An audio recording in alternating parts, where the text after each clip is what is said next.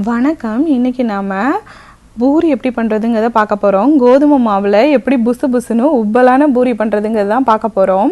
உப்பலான பூரினா குழந்தைங்களுக்குலாம் ரொம்ப விரும்பி சாப்பிடுவாங்க. இந்த பூரி எப்படி பண்ணுறதுங்கிறத பார்க்கலாம். அதுக்கு ஃபஸ்ட்டு ஒரு மிக்சிங் பவுலில் 2 கப் கோதுமை மாவு எடுத்துக்கலாம்.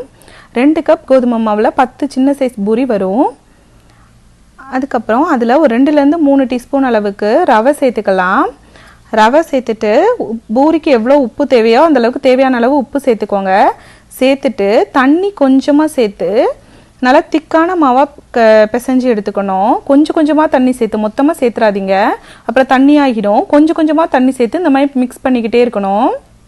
நல்லா மிக்ஸ் பண்ணி கொஞ்சம் டைட்டான மாவா, சப்பாத்தி மாவுனா கொஞ்சம் சாஃப்டாக இருக்கும், அதை விட கொஞ்சம் டைட்டான மாவாக கொஞ்சம் நல்லா பிசைஞ்சு எடுத்துக்கோங்க. பிசைஞ்சு முடிச்சதுக்கப்புறம் இந்த மாதிரி பதத்தில் இருக்கணும். அதுக்கப்புறம் அந்த மாவை பிரித்து ரவுண்டாக பிரிச்சுக்கலாம். சின்ன சைஸ் பால்ஸாக உருட்டிக்கோங்க, அப்போ தான் கடாயில் போட்டு எடுக்க கரெக்டாக இருக்கும். அதுக்கப்புறம் இந்த மாதிரி ரவுண்டாக பால் மாதிரி உருட்டிட்டு ஒரு பூரிக்கட்டையில் வச்சு தேய்ச்சிக்கலாம். நல்லா மாவு டஸ்ட் பண்ணிக்கலாம், இல்லை நீங்கள் ஆயில் கூட அப்ளை பண்ணி தேய்ச்சிக்கலாம், எதுனாலும் ஓகே தான். இந்த மாதிரி நல்லா தேய்ச்சிக்கோங்க. ரொம்ப தின்னாக தேய்க்கக்கூடாது, கொஞ்சம் திக்காக இருக்கணும். லைட்டாக திக்காக இருந்தால் தான் நம்மளுக்கு பூரி நல்லா புசுன்னு வரும். ஸோ இந்த அளவுக்கு திக்னஸ் இருக்க மாதிரி பார்த்துக்கோங்க. அவ்வளோதான். அதுக்கப்புறம் ஆயில் வந்து நல்லா ஹை ஹீட்டில் இருக்கணும். போட்டோடனே இப்படி சலசலன்னு கொதிக்கணும். அந்த அளவுக்கு ஹீட்டாக இருந்தால் தான் நல்லா பூரி புசுன்னு வரும். அதுக்கப்புறம் வந்து நம்ம இந்த மாதிரி லைட்டாக கரண்டி வச்சு லைட்டாக அமர்த்தி அமர்த்தி விட்டிங்கன்னா நல்லா புஸ்ஸுன்னு வந்துடும், நல்லா உப்பலாகி இப்படி வந்துடும். அதுக்கப்புறம் நம்ம திருப்பி போட்டு லைட்டாக ஒரு பக்கம் பொன்னிறமாக சிவந்ததுக்கப்புறம் இன்னொரு பக்கமும் திருப்பி விட்டு 2 பக்கமும் பொன்னிறமாகிற அளவுக்கு நல்லா பொரிச்சு எடுத்துக்க வேண்டியதான்.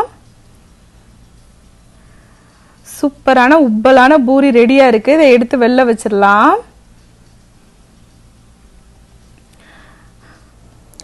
பூரி பண்ணுறதுக்கு நமக்கு 2 டிப்ஸு. ஃபஸ்ட்டு மாவு பிசையும் போது நல்லா கொஞ்சம் கொஞ்சமாக தண்ணி சேர்த்து டைட்டான மாவாக பிசைஞ்சிக்கணும். அப்புறம் ஆயிலோட ஹீட்டு, ஆயில் வந்து நல்லா ஹை ஹீட்டில் இருக்கணும். அப்போனா தான் நம்ம பூரியை போட்ட உடனே அது நல்லா உப்பி புசு புசுன்னு வரும். இந்த 2 டிப்ஸ் ஃபாலோ பண்ணி நீங்களும் பூரி பண்ணி பாருங்கள். நீங்கள் சுட்டாலும் பூரி புசுன்னு தான் வரும். நன்றி.